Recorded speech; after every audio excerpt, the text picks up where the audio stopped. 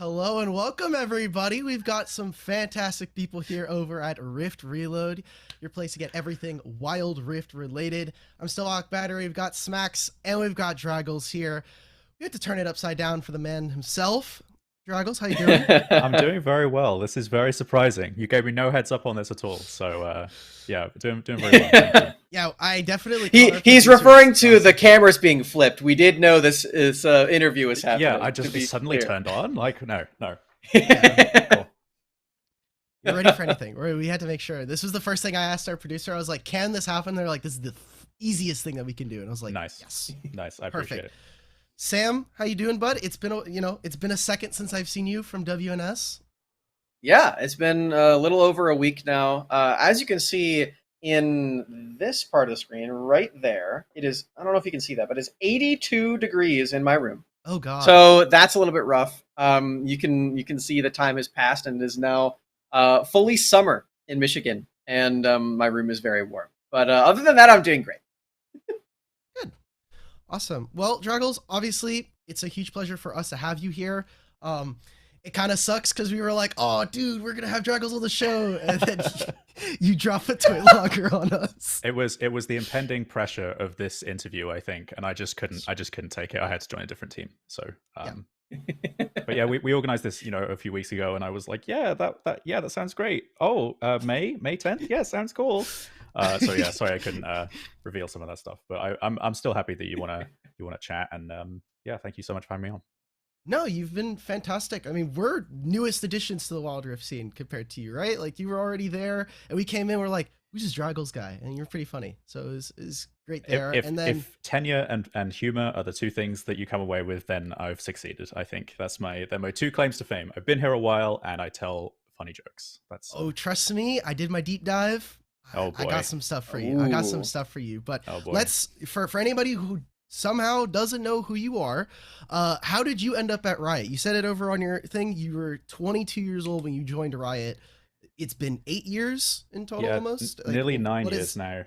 Ooh, So my sort of story getting to Riot is fairly simple, I guess. Oh, you're putting me in the big screen. Okay, now I'm scared.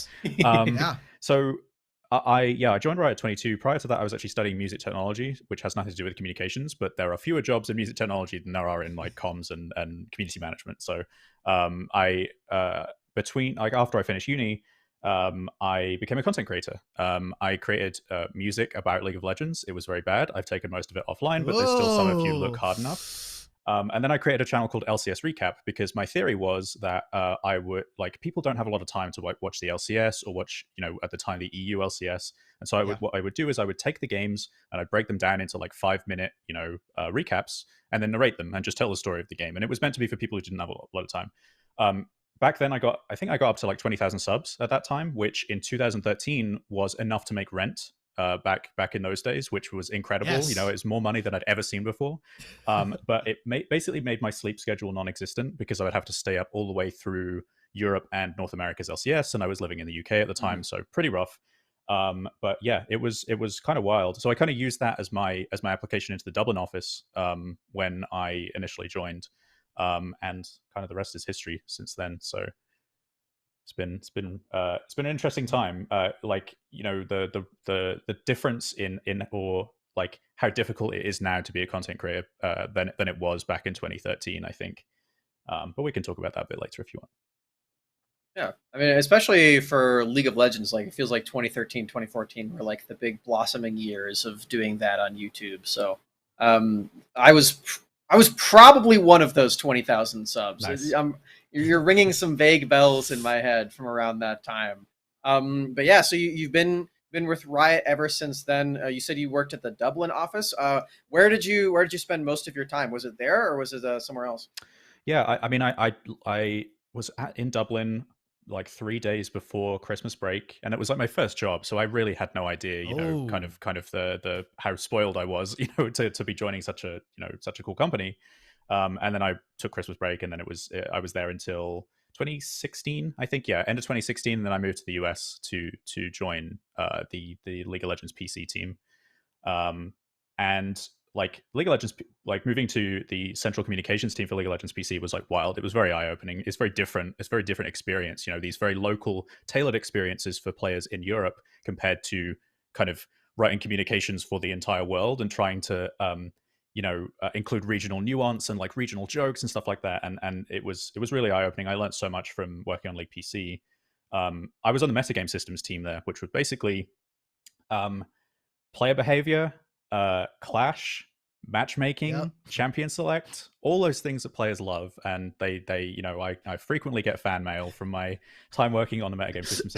But it taught me so much about like the difference between player perception and like reality of systems and things like that, and how systems have to work in comparison to how players perceive them. But yeah, then moved over to Wildrift at the end of 2018. So worked on the announcement campaign all the way through there.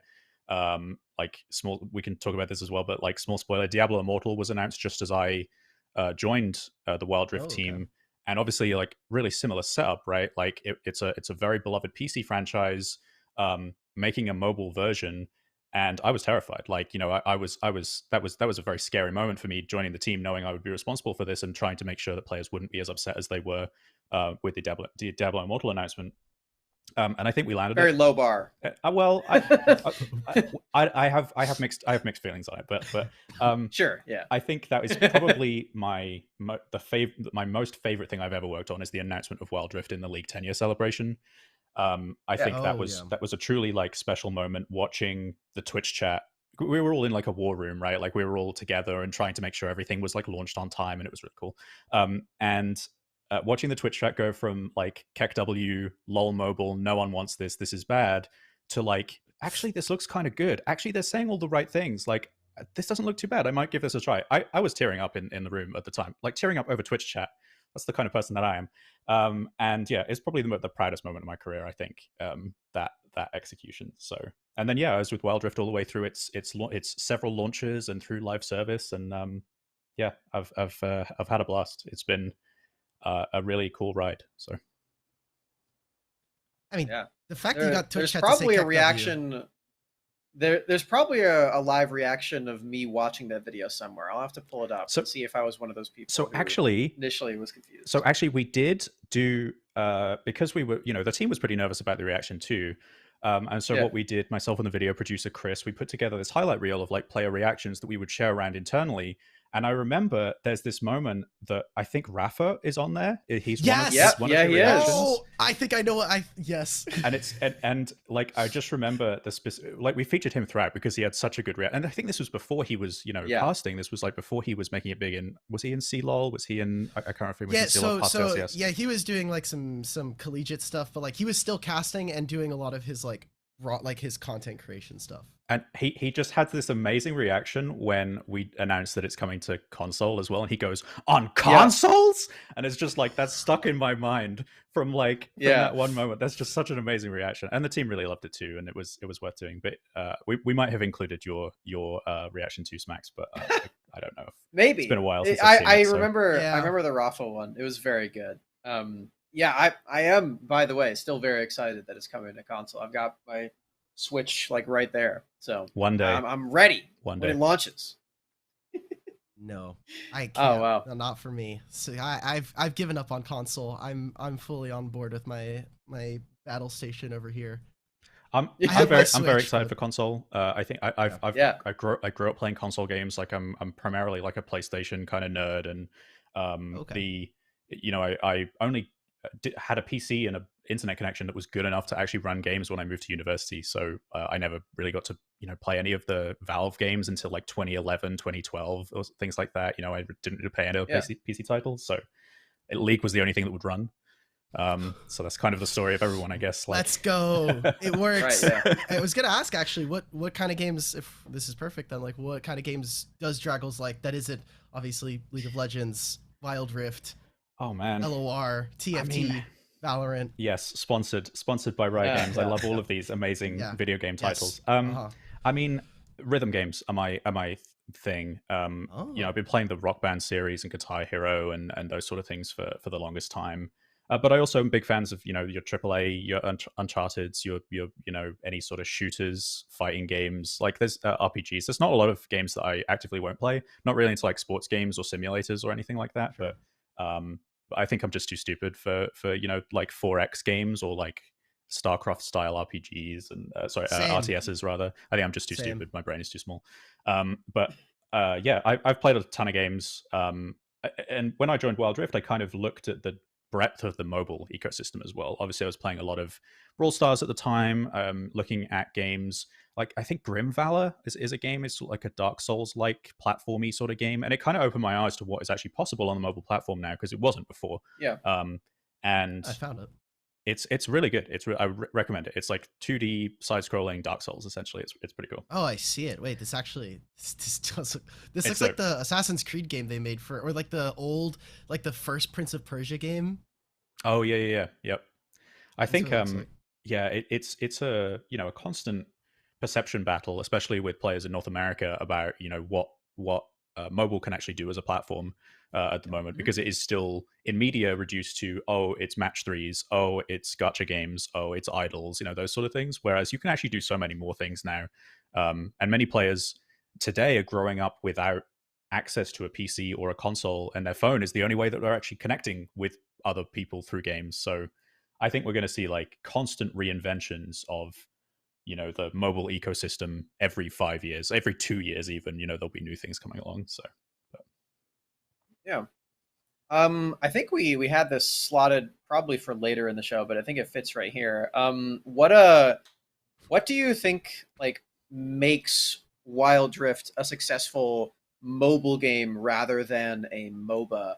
And like what goes into how that specific element of it works? Because it is, in many ways a port of the PC game, but there are a lot of other elements that I don't think would ever happen in PC, like the Guild War side, sort of things, and like that, the constant events and everything. Like what goes into the mobile specific elements of this game?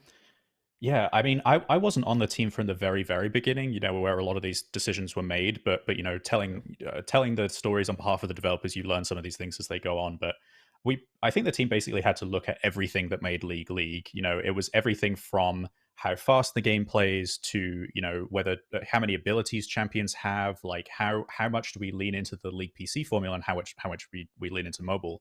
And I honestly think that Riot is still learning what that balance is. I think obviously we've had um, you know, 3 mobile games now out, like TFT, Law, Hmm. and Wild Rift, which is Yep. like amazing in the past couple of years. But prior to that, we didn't really have any mobile expertise. We were constantly just refining those skills, and I think we're still in the process of learning what makes a good mobile title versus a good MOBA. Because I think Wild Rift is an excellent MOBA. I truly think that Wild Rift really delivers on that like authentic League. It really feels like League of Legends. That was clear from the Yeah. first game I played, where I Yes. played like I think it was Morgana I was playing, and I was like, wow, this works. How can this possibly work? But it works. And I think there's a lot of things that we still need to figure out, whether that's game length or like the solo carry versus team play, Right. social play, like engagement systems, all these things that kind of keep people playing and wanting to invest in Wild Rift.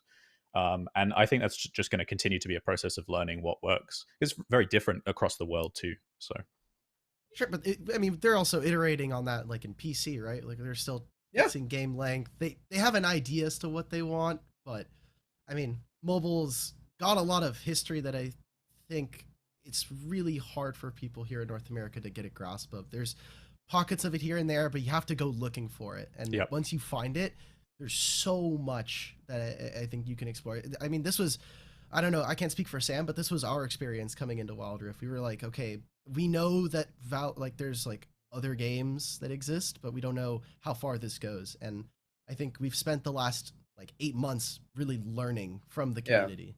That's like mostly on the esports side of things too, because we have players that are coming to Wild Rift like from all different games. Like we did have people coming from Brawl Stars, which is a very different game, but also like Yeah. Vainglory, Mobile Legends, like these ones that are more traditional MOBAs, and like that was really interesting as well. And like a lot of people who had never even like touched a mobile game before, but are like League fans and they wanted to get into it, which is kind of what Alk and I did. Yep. Yeah. So yeah, it's like a big culmination of like a lot of different people. That's speaking for the esports side of things. I'm sure it's pretty true for the casual player base as well. And I think that's fascinating too, where people come in Mhm. with all these different expectations on what, when the game was first announced, we had the Vainglory crowd come in and say, can you please institute touch controls? Can you please make sure that touch controls are a core part of this game? And it's like, you know, the game is built for twin sticks, right? Like it's really Mhm. truly from how fast abilities like cast on a screen to the UI to everything is built for twin sticks. And obviously I can't speak to whether they'll change that approach in the future for alternate control schemes, but like there's so many expectations from players.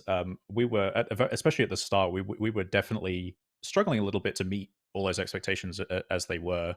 The game was very bare bones at the very beginning, and I think as time has gone on, it's kind of blossomed into something that is truly special, and truly its own compared to League PC. But I think as the games start to sort of grow alongside each other, or rather, Wildrift grows against League PC, we have to define what each game kind of stands for and what each game needs to excel at. So League PC, for example, is introducing the I forget what they're calling it, the patch, the damage patch that they just Yes. announced. Oh, the durability. The The durability durability patch, stuff, right? Yeah. yeah. Yeah. Do we want to follow suit with that in Wild Rift? Is it as important for us to have games go on longer? Probably not, right? Like, do we want to do something completely different and say, should we shorten? Should we make games bloodier? Should we make them like even shorter than they currently are?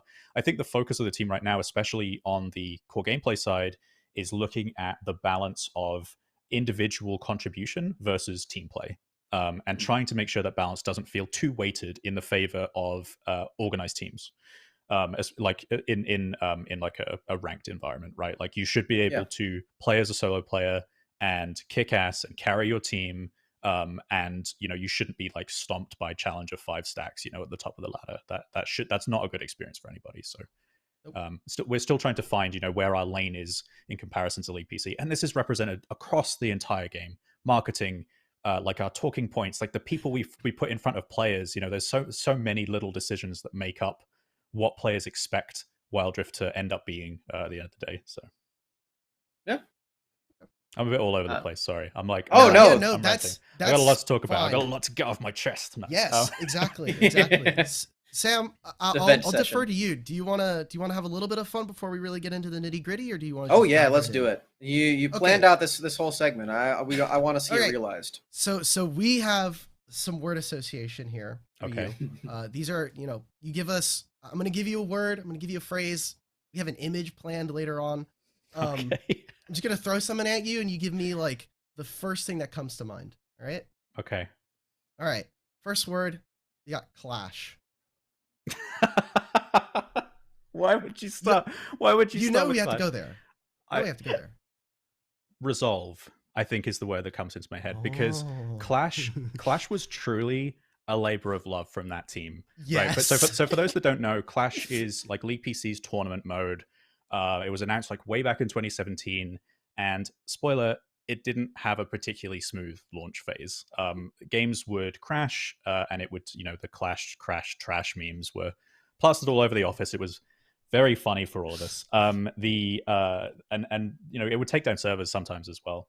And the root cause of it, we really found out, was we were starting too many games at the same time. We were trying to start too many games at the same time. But the team really had a passion and belief that the Clash experience is like, that is the core way to play League of Legends PC, is with your squad playing competitively, those high highs, those low lows. That's the core League experience. And so they really believed in that project. And they kept trying. Like, they kept trying different variations and kept trying to launch this thing, and sometimes it would break, and eventually it started to work because of the staggered launch windows that they implemented. Yeah. And can't speak more highly of the team that put Clash on, because like, obviously you're facing it. I'll talk about this a bit later as well, but like, when something goes wrong in the community and the community is really mad at you, because so many rioters are players, they also kind of get mad at you as well. Like, it's from a place of love, and it's from a place of like, I want to be there to support you, but sometimes it's a little much, you're facing internal scrutiny as well as external, and that team has quite the backbone to put up with, the player flame and the memes and stuff like that. And now Clash is super fun. Like every time I've played Clash, when I've been able to, it's just been like such a wild experience, such a cool experience. Sorry if this is ruining the format of your thing. No, this is perfect. I'm imagining some like sticky notes on your monitor from like other people in the office, just like, hey, please fix this for me. No, it was a little bit of a me, and that's where like some of the League of Legends Ben's fault comes in as well, and things like that. But there was the first day that we launched Clash, I was up for 24 hours in the office. It was like also a very memorable time, and seeing it, fall over in like the Philippines, and then it fell over in Japan. US was the worst. No, like Europe was just my homeland, my home server. I was forged in the flames of EU West, and it felt very sad. It felt very bad to let those players down, ultimately. And I think with the constant communication and the trust that Riot had already built up as well in some of these things, we kind of had to cash in on that trust a little bit and be like, hey, trust us, we're going to make this right, we're going to do this. The team working on that, can't thank them enough for them sticking with it and being allowed to stick with it and finally getting something out. So Clash good. Clash took good. a little bit, but Clash good. Clash eventually good. Yes. All right, your second one, matchmaking. Man, it's the same story. No, matchmaking, complicated. Okay, that's the word I'll use for matchmaking. So I worked at matchmaking on League PC a little bit. So I had some context on not specifically the algorithm, but like the messaging difficulties that matchmaking has. Because in the past, especially through campaigns like Dynamic Queue in 2016 and new Champ Select and Team Builder and some of those things, Riot's approach to sort of convincing players that matchmaking was good was to beat them down with data. And this is something that I believed would be the right thing to do. Hey, our system's working as intended. Look, we have these graphs. They show this, they show this. And while that's important, I think we lost sight of, players don't care about the overall experience being good. They care about the game they're currently in. And it's really hard to reconcile these two threads because you've got, say, a 50% win rate across the board, across the entire server, but this one game feels like a one-sided stomp. And it's hard to communicate to people that this might not be the bad matchmaking or whatever. It may be that they played an assassin comp and just shut you down because they just snowballed super fast. It may be that there was a pre-made on the other team that was super organized and like super ahead of the curve.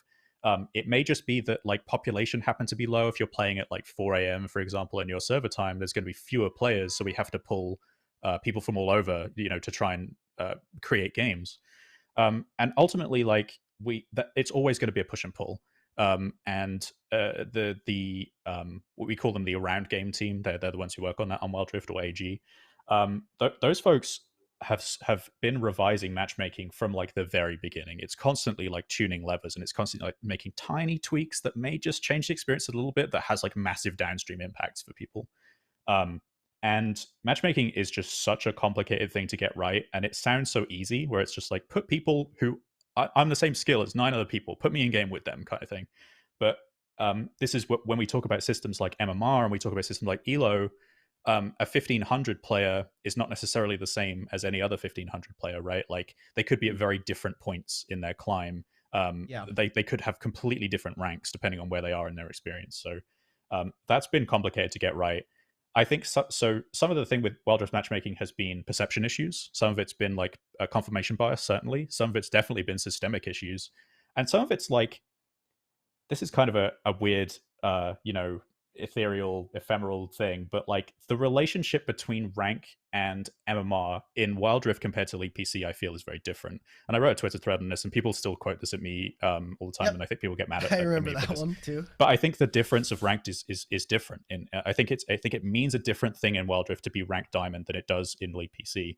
I'm not saying one is inherently better than the other. I just think these things, in hindsight, if I was making the calls, and I'm a very dumb guy, so please do not take this as any sort of like admission of guilt or anything like that, but like I think I would have changed the visual language to not be the same, the visual and metaphors used in ranked between the two games, because I don't think it's necessarily the same thing. Whether we want to make it the same thing in the future, I don't know, but that's where I currently feel that's at. Cool. All right. It's complicated. Yeah, we hang around with a lot of pro players, so every 10 Yeah. minutes it's probably fixed Totally. matchmaking. Fixed Totally, matchmaking. and the things that affect the pro audience are just so different to the things that impact Yeah. anyone Yeah. below like platinum, right? Like it's just such a different experience because there's so few people who are able to reach those high ranks that sometimes It's like we have to. 0.1% at that point. Yeah, exactly, and it's like a reverse incentive as well. We want those folks to have like the best possible experience because we want them to have the most competitive games because they're the best at the game, and yet there's so few of them. We have to cut more corners. We have to like make sure that they can actually get into games at all. And you know, that's very difficult, especially when you get like really highly skilled players who pull really far ahead of the pack and start to skew things, but. That is always going to be, there's no silver bullet fix for matchmaking for sure. It's always going to be like constant communication and collaboration between players and Riot to make sure that if your games feel crappy, report it to us. We will fix them, even if it takes a while, you know. It's gonna happen. It will get fixed. Timeline wise, it'll be time. different. Like it's going to be, as I say, it's going to be constant change. I think we're going to have to make constant tweaks all the time. How far into the future do you think you're still going to be receiving Twitter pings about it, even if you're not on the wildrift team anymore? Josh. I would be surprised if they stopped in the next couple of years. I think I'm still going to be getting pings, and that's okay. Like I think that's okay. I can direct them to the right people. So part of that comes from the online nature, just like the online communities. Like, I want this fixed now. Yes. Like, yeah. if you're online on Twitter, that means that you are available to do work. It's like, no, Yes. I'm on Twitter on my lunch break, or I'm at home chilling, and there's just somebody with a Lux avatar in my DMs telling me that please fix this. Yep, that's true. I think, but like it's hard because you don't. If you've grown up playing other mobile games, for example, you don't necessarily have that avenue to talk directly to developers. You'll maybe have like a community page or something like that you can surface stuff to. But most people just talk to their friends about it. They're like, "Oh, this matchmaking sucks so much," you know, in closed Facebook groups or Discords. And you know, we still want to hear from players, right? Like when stuff is bad. Part of the reason why, you know, we kind of encountered or saw some of the earlier matchmaking issues is because pro players reported it to us. And we wouldn't have looked into it otherwise because the data's looking like, oh, the data looks fine.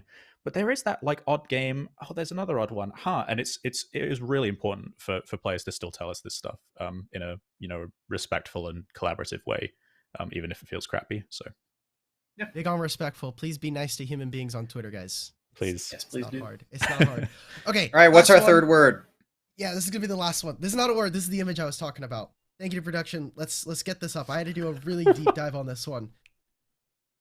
Ben, tell me the background on this picture. What's up with this? This is I literally don't remember what event this was taken at. What do you need specifically out of this image? What feeling does this evoke for you? I think I was on stage at a UK convention and I was playing an ARAM and I had just killed someone. I think that's where that had come from. Or I was doing my community manager face, which is just like I'm having a great time playing this Riot game right now.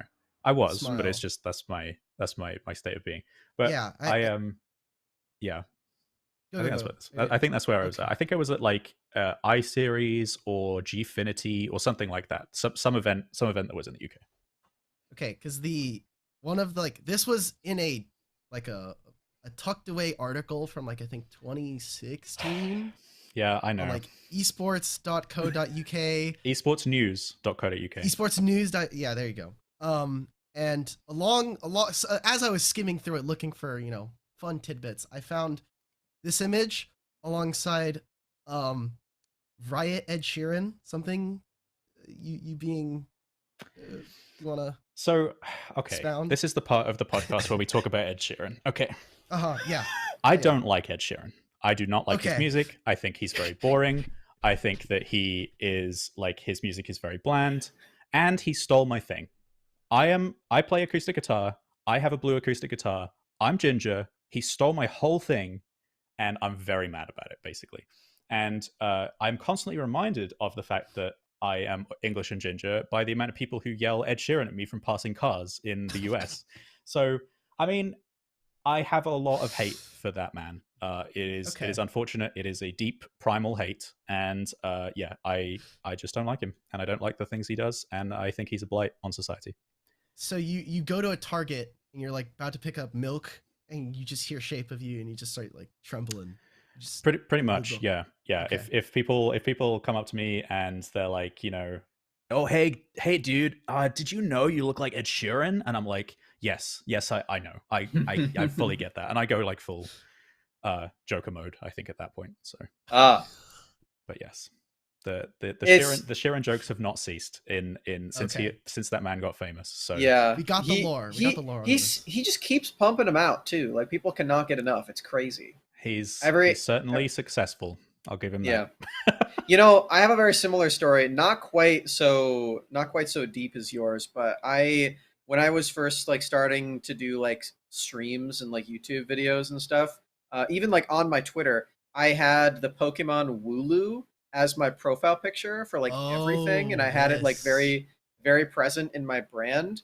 And then some European prick decided to name himself LEC Wooloo and make that his entire thing, and he's got like 100,000 Twitter followers. And I'm just he like, works for the dot now. Yeah, and I'm just out here like, I guess I have to stop. I guess I have to pick a different Pokemon because I can't just. I was doing it first, so I feel the same way. I totally get it. I totally get it. Yep. Yeah. I kind of feel like if I wore your glasses, then there would be a passing similarity between us two. I think there's like a there's like a chroma kind of thing going on. I think as we're all color coordinating. I realized this as soon as the camera turned on, and we did not plan this, but we're all wearing black. Yeah, I've got that tech bro thing where I can't deal with. I don't like the way I look in a lot of clothes, but black long sleeve shirts I'm like all in for. So I stocked up on.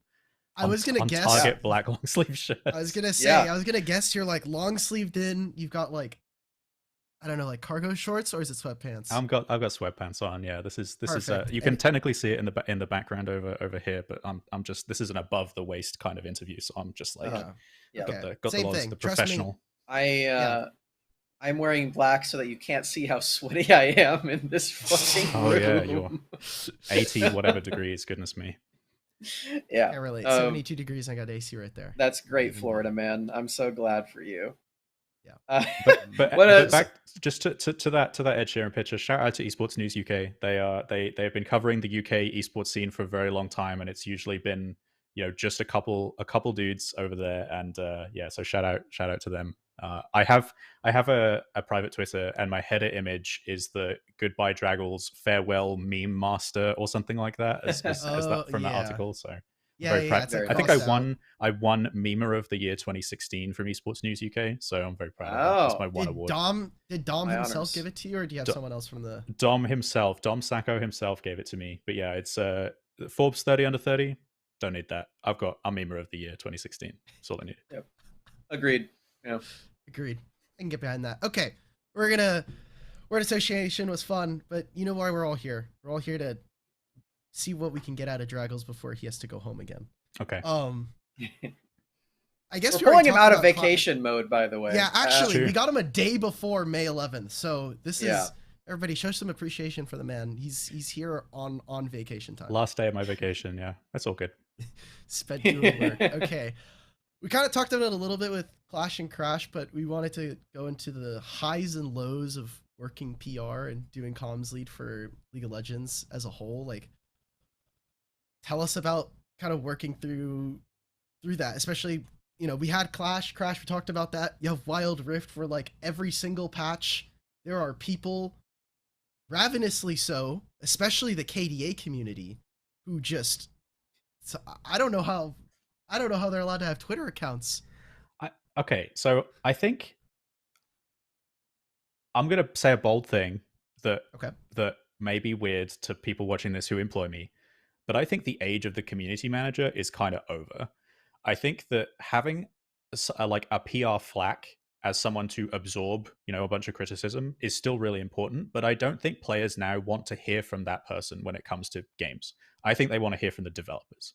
And so the way I kind of see my role on any of these teams is to make sure that we're telling the stories from the developers in any way we can. And whether that means, we're setting up with social media accounts, whether that means we're, putting it in front of press or interviews like these, I don't want to get in the way of being able to talk to developers, with the exception of protecting them from like flame. I think that unwarranted flame is just like bad for mental. It's like bad for morale, and I want to be there to be that person to stand in the way. But ultimately, I just want to equip the developers to tell the stories they want to tell, and that's kind of the philosophy I've taken since joining Riot in 2013. I don't necessarily want to be the face of these things. It's kind of happened that way with wildrift because I saw a kind of a gap in players not having too many people to talk to on the wildrift team. So I started to chat more, and then it kind of went from there. But I think if working on future projects, I really want to make sure that the developers are the ones who take the center stage. They're the ones who make the game, right? Like they're the ones who are actually making this stuff happen. Anyway, Ravenous Hordes, yes, it can be difficult. I'll be very transparent. The problem with like, I care a lot about my work, genuinely, and I want to say this like on camera because it's really hard to express this through Twitter. Is I put so much of myself into the stuff that I do. I invest extremely emotionally in the projects that we work on, in the team, in like events, all these things. And so when people are like, "You're lazy," or "You told me this because you just want to get more money out of us," it genuinely hurts. It is a hurtful thing, and like psychologically, it sucks. Like it's crushing. And so something that I've learned, especially over the course of Wild Rift, is I need to take self-care more seriously, and I need to sort of make sure that I'm in the right sort of mental space to be able to have those conversations. 99% of the time, totally down, but I need to recognize that 1% when I'm not. Otherwise, it just leads to really bad situations for both me and players. But yes, I think learn a lot about just generally how to deal with the angry masses sometimes. And it's just recognizing that they don't see themselves as an angry mass. They see themselves as like one person who's having a bad experience with a game, and they just want to tell someone. And often if you reply with politeness and kind of respect, almost every time people will either back out and they'll be like, "Oh, I didn't actually expect you to reply. Sorry, I was so forward."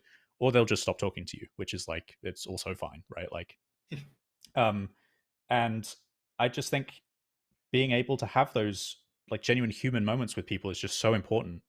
And so fulfilling, that this is why I'm in this field at all. So that's my kind of feeling on the Clash Crash stuff. Yeah, it's more wholesome than the memes, I think. Take that. Yeah, it takes one interaction, right? Like you make one person's day, and it's perfect. I remember what it's like to be let down by a developer. I'm not going to name names, but there was an incident with a developer of the game I played, and they did something really crappy, and it basically burned my trust with them forever. I'm just never going to trust that developer again. And I don't want that to happen to Riot, and I want to make sure that I'm able to steward the conversation in a way that feels good for players and for devs and for any comms or community people that work on a game. Yeah. I will say for a bit of what you were saying, I couldn't help but think of what like Mort Dog does for TFT, where he's like the front facing guy and a developer, and he gets like memed when things go wrong. It's like, oh, I got bad luck in my game. I got Mort Dogged. Mort Dogged. Mort isn't a kind of unicorn though. I don't think that there's anyone like Mort in the industry. I don't think there ever will be either. I will never hold any of my devs to that like standard ever, because Mort lives and breathes TFT, and he's an incredible like communicator and like memer and player. Like he literally got to Challenger just to prove that like, hey, I got to Challenger, now shut up. Like it was truly. I think Mort is a huge asset to that team. But I just think that kind of commitment takes so much mental and physical fortitude to even uphold. So I would never hold anybody to that standard. So. I loved his only takeaway from getting Challenger was like, it actually made me a worse dev. Like this was a terrible idea. I got it so everybody could shut up and be quiet, but this was not great. I want to go back to just being a dev and a caster and talking to all of you guys about being a nerd. Yeah, he's a really good dude though. I've spoken to him a few times at just about what it's like being in that much of a public eye and that much of a public face, and he's just found ways to compartmentalize these things and make sure that he has family time and he's not overworking himself. But I think the stuff that he learns from playing the game in the way that he does, it makes him like so much more knowledgeable about the day-to-day of what players experience. And I think it's just really important. They say something, what is it, eat your own dog food, which is like the worst phrase ever, but like it basically is, you've got to play the game that you're making. And that is most instrumental for me than looking at data, than looking at, you know, player reports. It's like when I see something and I'm like, oh, that feels weird, that feels bad, like that's the first time when I can be like, instantly I know how to address this issue. But you've got to combine all these things, and I think more is one of a kind. So yeah. All right. Well, we've got one more topic before we get into like stuff that's happening in Wild Rift in the future here. And I wanted to get through this just a bit because you did mention that you are moving on to work with Project L. And That's while true. I know like this is very not public, the game in general, we've seen some snippets of gameplay and that's about it. But I wanted to hear some like excitement from you and like what you're feeling moving on to this project and how you're going to be tackling this differently from the other things that you've been doing. That's a great question. I am so stoked to join this team. I think this is a really exciting project because it's like so different to things that Riot has released in the past. I think it's like the genres that Riot has entered previously have been pretty unestablished. I think they're like fairly new, with the exception of Valorant. I think Project L is entering a very like historic and well loved genre that has been around since before I was born. Like I've got to be able to get into this get into the minds of this community without feeling like I'm invading or anything like that. And so while I don't have too much to share on Project L, I mean I'm still on vacation. I haven't officially joined the team yet until like tomorrow. I'm really excited. I think it's got some interesting like parallels to Wildrift in some way when it comes to things like authenticity, when it comes to proving out that we know what we're talking about when it comes to this stuff, and that we'll treat players' game time respectfully and stuff like that. But I'm just excited to dive into a brand new genre. I've been working on the MOBA for, if you include like my content creation stuff as well, I've been working on the MOBA for nearly 10 years. And I'm just really excited to see how different and how similar this new genre is. And as a longtime Tekken fan, I'm excited to sort of be able to reach a brand new community of players in a genre that I've loved for 20 years. So not a Tekken fan, man. Sorry, PlayStation. Like I grew up on PlayStation. That was the game. I figured. What's wrong with Tekken? I'm a Street Fighter guy, and I suck at fighting games still. So I had Street Fighter 5 in the household. Tekken and Marvel are my two. So Marvel's at least a little closer to Street Fighter, but I'll take a Marvel. I mean, with the tag team stuff, it seems like Project L might be taking some inspiration from that too. So I'm very excited. Before even getting into League esports and Wild Rift esports, I was big into Super Smash Bros. Like I went to a bunch of events as a player, as a fan. It's like a bunch of stuff, and this like really excites me that this game is coming out. It's funny because like the things that I think about Wild Rift compared to League are very similar to how my mind compartmentalizes like the difference between melee and like ultimate, or I guess a more apt description would be like Smash 4 and Ultimate, because Smash 4 is a very slow game, and then you get into Ultimate's much quicker pace, and that's sort of like how my mind works with like the difference, because it's a very similar game but on two different engines, and like I'm already like fully fighter game mindset when I'm approaching like League and like other esports that I'm working on, and then like this like actually is a fighting game with the characters that I love. So I don't know. I just wanted to gush about it a bit. I'm very excited as well. I cannot wait. I'm a huge Smash fan as well. I think I use Smash as like the gold standard on how to announce stuff. One thing you should know about me, I love announcing. I love these announcement things. Despite being in the games industry, like I'm still a sucker for all of the press coverage and like E3 reveals and like the big fake out trailers and all these things. I love that. I'm suckered in by that.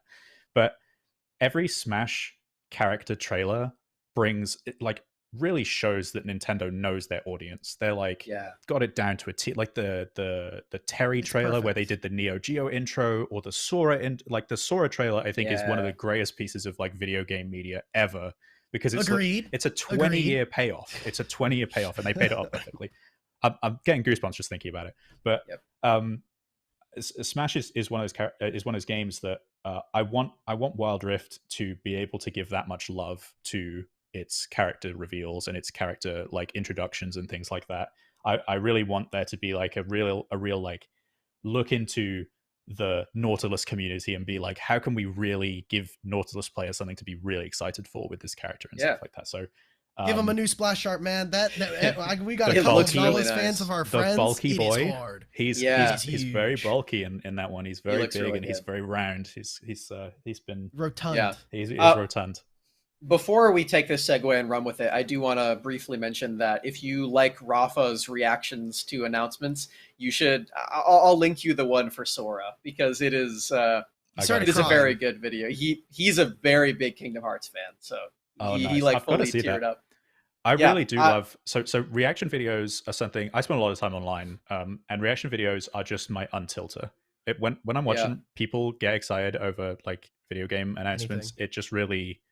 It's so uplifting, and it makes me want to be able to be part of something like that. I really want to be able to make someone feel that way with something that I work on. So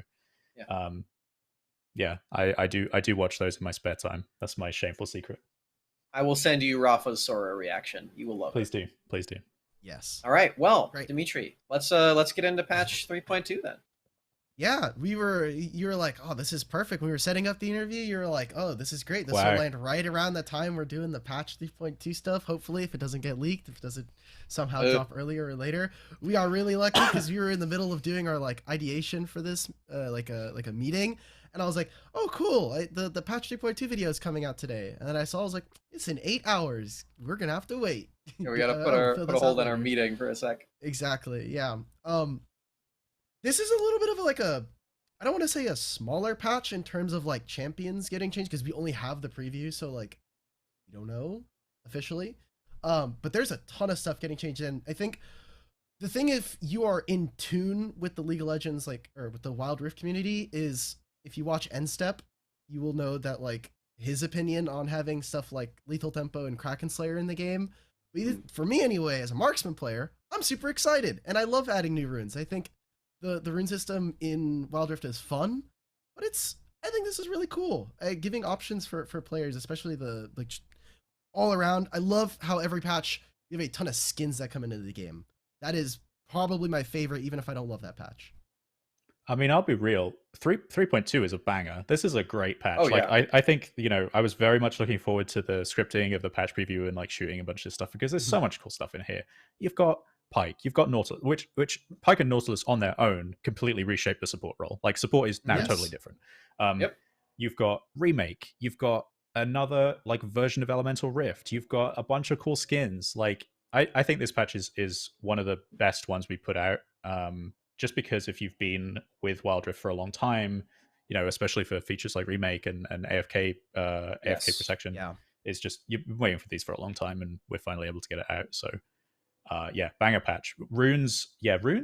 I watched N-Step's stream on runes, and how he was talking about how the power differential of runes, or like the power that runes provide, is not as much as in-game or not as much as champion leveling. I thought it was really interesting. Especially because we're adding. I thought we were going to be replacing some of these runes. Like no, but they're just like flat adds. It's just across the board additional choice for people, which I think is really cool if you have a bespoke playstyle. I am kind of worried about Demolish, but I'll be worried about that as a fan as opposed to a dev. So. You're like, I don't got to worry about this anymore. No one's going to be in my DMs asking me about Demolish. Well, there still probably is going to be, but I don't got to worry about that. It's not my job anymore. I'm going to be building Hullbreaker Demolish first game on this patch. So let's go. What's your go-to champion? Like, okay, actually in Wild Rift, what do you play? Let's start there. I play Olaf. Olaf is my main champion, mostly jungle. I mostly jungle in Wild Rift or top lane. I play a lot of support in PC. But I just found jungle so fun. I felt like, despite in the elo watch I'm at, which is like, I don't know, low emerald, I guess. I felt that jungle had way more agency over the game. I felt like I could impact the outcome of the game way more than other positions, which I know is not necessarily a shared opinion among many players. Well, in pro play certainly, but like in solo queue, it feels like you're just going into losing lanes. I just enjoy the jungle Yes. role so much, but I think I can mentally chill for a couple of minutes at the start of the game while I'm farming, and then people don't ward, so I'm going straight into every lane. Sam, this is the perfect time to mention our NPC rules from a couple weeks ago. Yeah, you're saying some things that I've definitely said many times to Dimitri and any other people who I play ranked with. Funny enough, we are also in Emerald to Diamond for our squad, and yeah, jungle very influential. I typically will say that I think that jungle and support are the big shakers in the game in that like skill range, because that's what I know. I think mid is a step underneath that, and then I think that top and AD carry are typically NPCs for most of the time.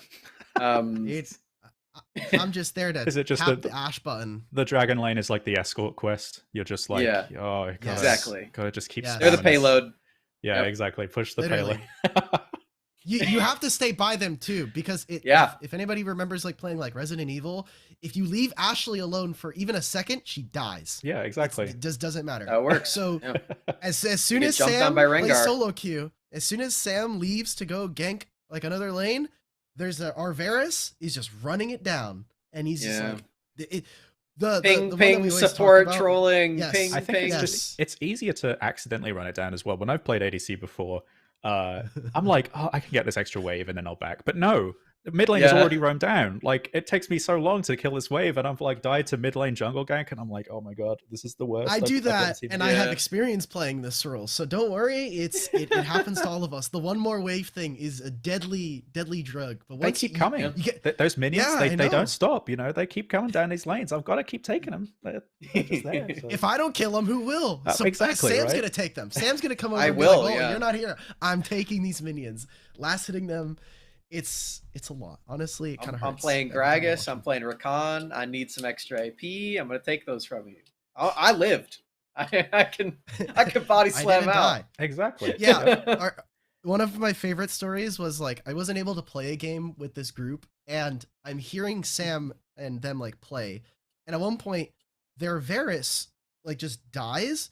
I think it was either Varus or Jinx, and they just go, "It's called duo lane for a reason. Why are you leaving our lane?" And I'm like, really pretty sure it's called Dragon Lane, but you know what? Go off. It was really funny. I didn't have anything to say. I was like, he's got a point.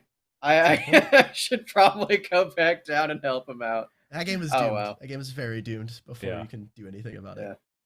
Well, it is what it is. I'm really excited for this patch. We didn't even mention Echo, but we're about to get into our Scryer's Bloom segment. Before we do, which okay, go ahead.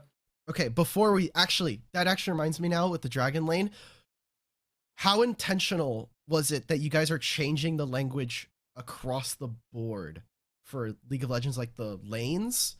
Because I saw during the Lunar New Year's event, there was like that Teemo, like the fortune cookie thing, and it like told you, it asked you for like what role you played, and I saw specifically a top lane is called solo lane, and bottom lane, the AD carry role, is called dragon lane, and I was like, that's a wild rift thing. This is something that is in the League of Legends client. I don't know if that was just like or probably like just us goofing. So like it's interchangeable really, depending on how new a player is. People, the problem is we can't call them top and bot for obvious reasons because of the map flipping, right? Like, and I think we were hesitant to initially say solo and duo lane because we didn't know necessarily how the meta would shake out. We didn't know necessarily whether mid would be a duo lane, right? Like, or whether we would have two junglers or something like that. And while we're pretty, the meta's in terms of positions is very similar to League PC. We've been pretty inconsistent with how we refer to them. I've tried to keep it as consistent as Dragon Lane and Baron Lane as much as possible, but I also totally see duo and solo. If we called it solo and then dragon, that was probably just a goof. That was probably just no, it was like solo lane, like they called the top lane solo lane. Oh and they called mid lane We're a little bottom lane inconsistent with dragon those. lane. Also dragons and drakes, also turrets and towers. We like we have Yes. inconsistent language on that stuff. It's just stuff that slips through. It's like it's because different teams work on different features. You know, Yeah. we're pretty good at like UX overall, but like some of those things just slip through, I think. And the fortune cookie site that we did was done by our team, so I'll take the blame for that one. Sona and Baby Girl, you know. Sona and Baby Girl. Yeah. All right. That's Sam, a whole thing. That's a whole thing. The Sona that was Baby good. Girl thing is a very good internal meme for the comms team. It's really good. We loved it. I know yeah. some of the people online or like online did not, but big fan. Big fan. Yeah. Thanks, Hannah. Thanks to Hannah for that one. Yeah, that's perfect. Okay, let's get into the Scars Bloom. So, for anyone who does not know, and this may or may not include Draggles, because we did not inform you what was going to happen here. This is a segment where each of us, me and Alk, we give a prediction on something that may or may not come true very soon in the future of Wild Rift. And for my personal prediction here, also you get to pick which one's more right. So it's a competition. Yeah. This wades into leak territory for me. I've got to see how these go. All right. Yeah, of course. Okay. So my personal prediction, my Scars Bloom take, is that Echo on his release is going to become the best jungler in the game. And I said this, I put this in here before I even knew that in the patch preview you would call him a jungler, which really bolsters my take here. It gives me a lot of confidence because you guys already know that this is going to be a strong jungler. But, you know, to give some more insight, the role is definitely lacking magic damage. I think a lot of those strong junglers deal physical damage, or they are mostly a tank. Like in the case of Nunu, he deals magic damage, but he's mostly going to be a tank for you. I think Echo really fills that role and does a lot of the things that junglers really want to have, which are, you know, bring crowd control, bring mobility, and bring a lot of burst damage. And I think Echo just instantly fits into that really, really well, not to mention how prevalent physical damage solo laners are right now. And I think, yeah, Echo just solves a lot of those problems. And that's my take. All right. Yeah, so Sam obviously put a lot of thought into his, and I changed mine because you did? There's yeah. I changed mine like from the original one that we had. So I had, we'll just show it on screen here. We're gonna see Yorick added to Wild Rift by the end of the year.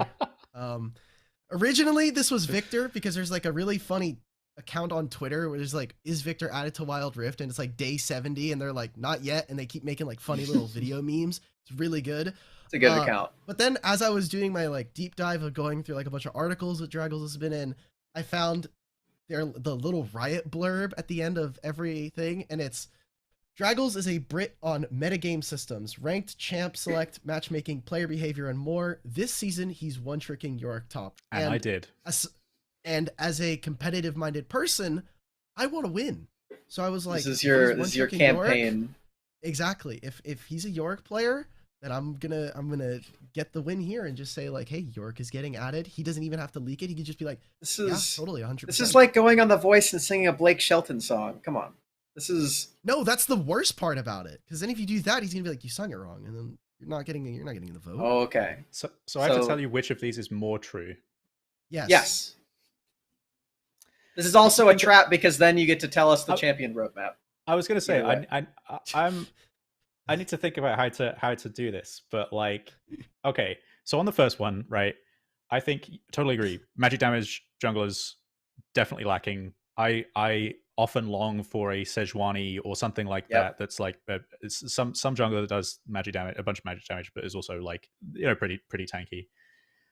Yorick's a funny one because we play like basically every week. I'm going to call him out right now, but he's probably not going to like this. Basically every week we play in houses. The League PC and Wild Rift marketing teams play in houses on League PC, and I often get put up against Earthslug, who is one of the producers on the skins team on Wild Rift.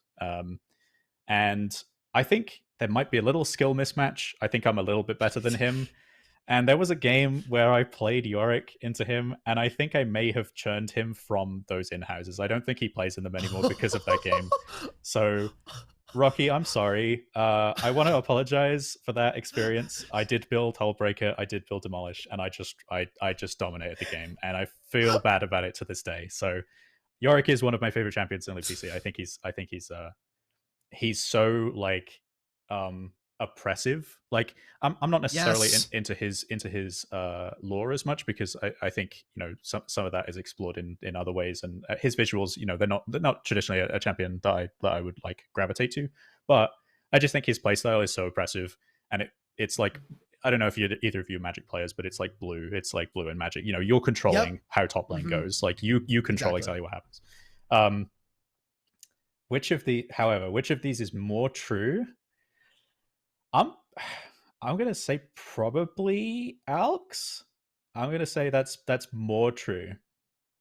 What? But I will Let's go, not. boys. I am not going to elaborate in any way as to why. This is not me confirming Yorick in wildrift, but I will say it's more true.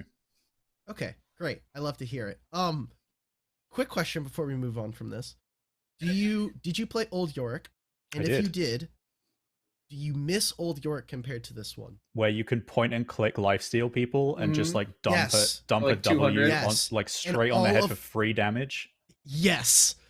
Oh man, I miss those days. It was way worse back in the day. I remember actually. So we in 2016, I got to fly to LA before joining Riot in LA, and they did this big like company all hands presentation thing where they kind of showed a lot of the updates that were coming to Riot and its games, and it was super hype. You know, as I say, a real love announcement. So, and it was like styled almost like a E3 style press conference, and I remember them showing a preview of the Yorick rework pushing 2 lanes at the same time, where you could have the Maiden in one lane and Yorick, and my mind was blown. That was like the biggest reveal, I think, for me from that all hands. I was like, oh my god. So I remember being exposed to it there.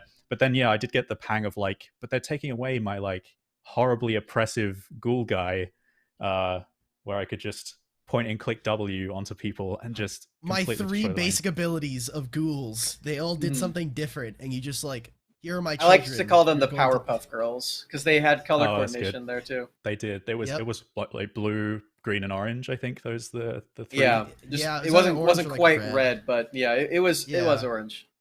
Yeah, it was real good. Good old Yorick. It's a really good thing that champion did not overlap with Hullbreaker. It's definitely a good That's thing. True. That's true. Didn't happen. Well, all right. I really thought that I was going to win this time. This is not good. There's still time for me to win, because you, Dimitri, gave a very definitive time frame. So there's definitely, we can look back. No. No. Just because it was the correct prediction, all that matters is that our guest said I was right. I said it was more correct. I am not confirming either of them. But. Exactly. So if it doesn't come out, Draggles he's gonna tell the team to like, can you guys like tone Echo's numbers down like a lot, like please.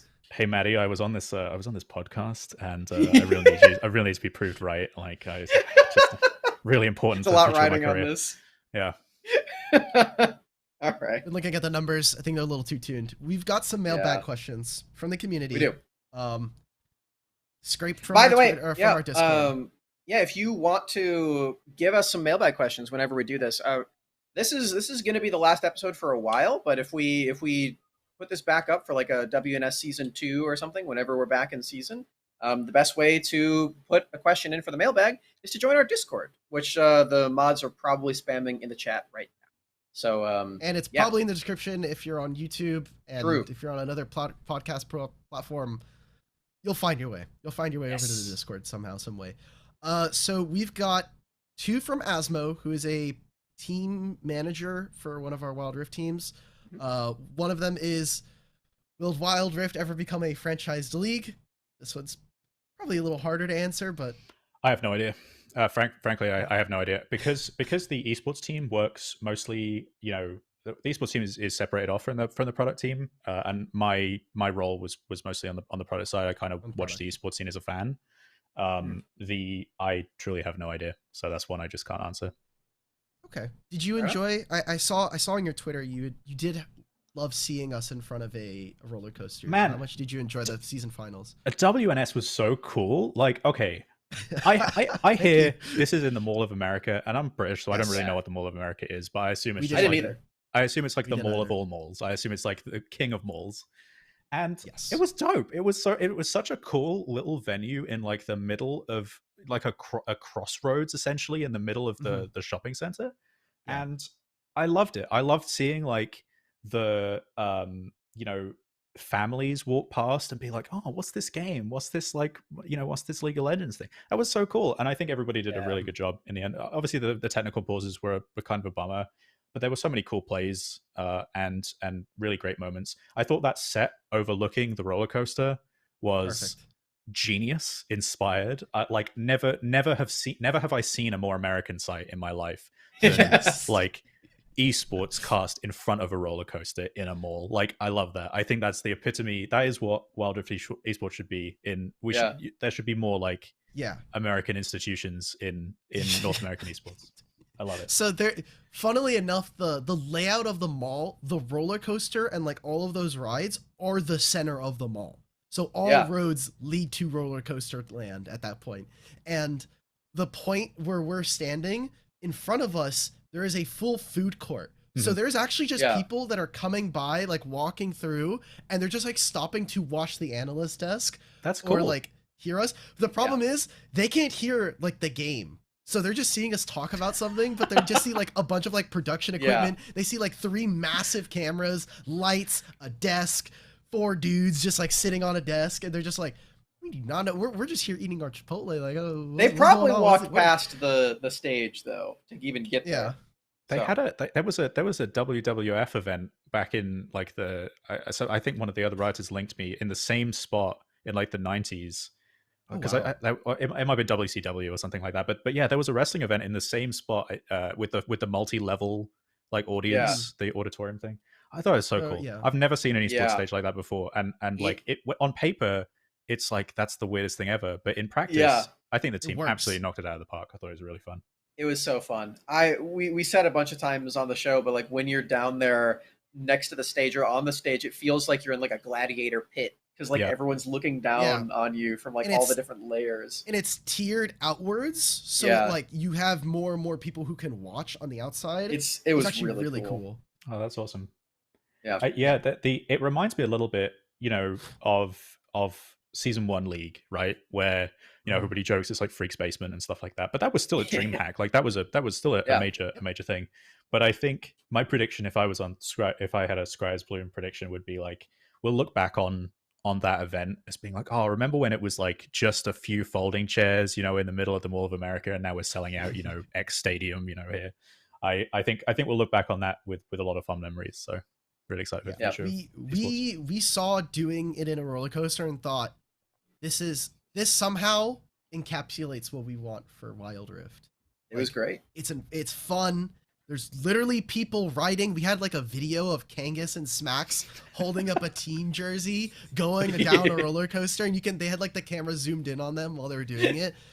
It's fantastic. I was love very that venue. dizzy. And then I had to be Yes. on the stream after. I was very dizzy. So I was that looking at it in the background because I'm like, it's also spinning while it's going. I'm like, Oh, yeah. I'm not getting on that. That's not happening. But I was wish actually that I not did as the bad. same thing. No, The it was spinning one really was bad not as for us. Okay, for me it wasn't that bad, but also the first part of it has you going like backwards down the thing, and it was just, Yeah. we're not Ugh. doing that. Well, Yeah, for us, it's a 4-person ride, and they have 2 people on one side, 2 Yeah. people on the other. And Kangas and I had the brilliant idea of both being on the same side, so it was weighted really weird. So we were just whipping around this thing. It was nuts. We spun at least 3 times as much as like anybody else who would be on that. And we're like, like we're adult men as well. It's I'm not a very large person, but I'm bigger than a child, Kangas so it's is. usually Yeah. going to be on that. And Kangas is like huge, so yeah, I mean, it was very a lot of spinning.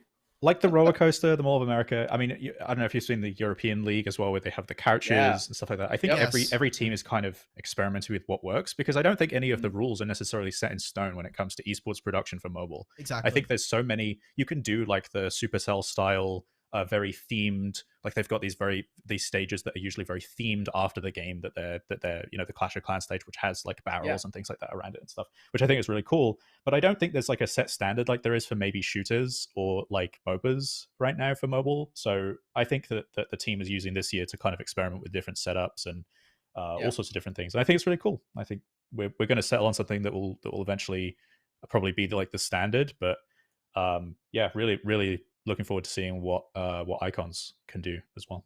Yes, it'll be great. So, all right, give us the next mailbag.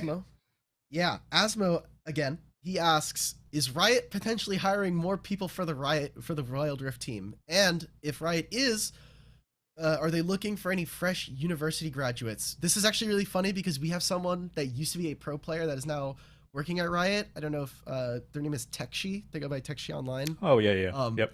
Yeah, they got at it and they were like, "Yeah, hey guys, I can't play in WNS anymore because I got brought onto the team." I'm a Rioter now. He's on the playtest team. Yeah. Yeah, and we're like, "Oh, cool, awesome." I think Riot definitely looks for a range of aptitudes and experience and stuff like that. And mobile is still so new as an industry. It's barely 10 years old, like mobile gaming at all. And competitive mobile gaming, I would argue, is still in its really early infancy. In a lot of regions, obviously in Southeast Asia and China and some of those places, it's a lot more fleshed out. But we're looking for razor sharp, ambitious pros to something. Go to riotgames.com/careers. All of our jobs are posted there. We definitely do look for a range of applicants. I mean, I joined and it was my first role in the industry. I think passion and previous experience, even if it's not another company, is weighted very highly in a Riot style interview. So, I mean, what's the worst thing that can happen? Apply, go for it, do it. Yeah, I was gonna say there's a couple of Rioters that like they tried for years and then finally got on, and now they're like on the team and they're like they're big community figures, at least on Twitter. So yeah, Asmo, chase your dreams, brother. If your team dreams. Exactly. If your team, look, he's on Suzaku, which was they got top 4. They got top 4. So if you guys again make top 4, they beat Cloud9, didn't they? Yes, they did. Oh yeah. Oops. Oops. It's like, oh boy, that was a spicy. Yeah, I watched those games live. That was I watched that part of the tournament live. It was very spicy. But yes. You can thank Asmo for that one. So exactly, all those boys are awesome. And I guess for our last question that we pulled here, we've got Ridicule, who's another just like a player who also plays some of the like COD games. Why are you guys intentionally inflating ranks? I can't give like a meaningful answer on the design of ranked. Like even from like a non-PR perspective, anything I say is stupid. There are much smarter people than me that will have better answers.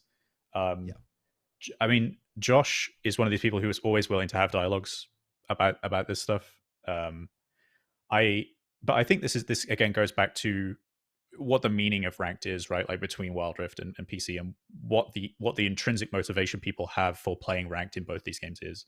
But yeah, I don't have a good answer on that. I'm sorry. I've dodged two of three of these questions. I'm sorry. This is like and one of them is like, where is your careers page? I'm like, that's fine. All good. That's okay. Yeah. That's literally your job. It's okay. You could just be like, look, I can't answer that question right now. Please direct it to my publicist. That's what I should say. There you go. You should direct that to the comms lead of Wild Rift, Blake Edwards. He's all over this. So. Oh, the new guy. Yes, we can have them go on. Or Alice. I love Alice. And Alice, yeah. No, don't send it. Don't send the bad people to Alice. Alice is great. What? That's true. Actually, send the good people to Alice. Send the nightmare dudes to Blake. Okay. And then we send them to Peace Pigeon. We send them to Peace Pigeon pipeline afterwards. Nice. Yep, that's definitely our pipeline. Just a fun tidbit. Me and Alice were actually friends like well before both of us got into Wild Rift, and we both kind of like ran into each other on Wild Rift Twitter. And we were like, "Oh hey, that's pretty cool! Congratulations!" And, that's awesome. Yeah, we were friends in like 2019, working on an amateur league team together. So sick. Was a college team? Or like no, it was actually a bunch of like high schoolers on the team. Funny enough, but there were some really really young kids over there. But it was just some amateur org that we both just happened to cross paths in, and here we are doing wild rift stuff. Alice is amazing. Can't say enough good Yes. stuff about her. She is like absolutely put the work into understanding players and writing patch notes, and like I had this handover period with her, right, where the patch notes process on Wildrift is pretty complicated. You have to know a lot of people, you have to know a lot of processes. And I thought I was going to have to like give her like 3 months, something like that, to like fully hand this over. But she was already on it by like patch notes number 3. She was like well out the door with this stuff, and yeah, really can't say enough good stuff about her. So yeah. Love Alice. we'll miss working with her a lot, I think. All right. And then like 2 days later, she's like, "I'm working on Project L now." And you're like, "Yeah, cool, awesome, oh man, see you soon, bud." That'd be pretty funny. Well, yeah, that's a pretty wholesome way to end it off, I'd say. Yeah. Thank you, Draggles, for coming onto our show and allowing us to remind you of past trauma and pester you with more Twitter questions. You didn't dig too deep. I think I erased so much of my early music career off the internet that like you didn't find those in time for this. But that's can I do my shout out like they do at the end of course. Hot Yes, Ones? of course. Like they do at the end of Hot Ones, where they're just like plugging their latest thing. Here, we can set it up like Hot Ones. All right, this camera, this camera, this camera. Oh, there you go. Tell the audience what they got going on in your life. Do the Sean Evans just like you? Yes. How does he? He's got like the really weird cadence of talking. Anyway, Yeah. thank you so much for everything. It has been a wild ride. We describe it as the wild ride internally. I've had so much fun working on Wild Rift as a game and getting to know the community and learning so much about like mobile esports and mobile games in general. And it is through the folks like Sam and Dimitri that you will rely on in the coming years to be your guides through this crazy project. And also buy Wild Cause. We need money. We need money to run our business. So please buy Wild Cause. Thank you very much. That's my shout. Very nice. Was that good? I'll buy some right now. Yeah, that was nice. perfect. Thanks. Yeah. All right. Well, yeah. Thanks.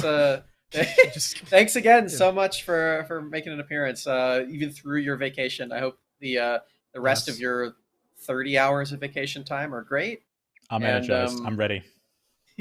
Very good. I can't wait to play Project L. I'm genuinely so excited for that. So yeah, it won't be the last time you talk to me, hopefully.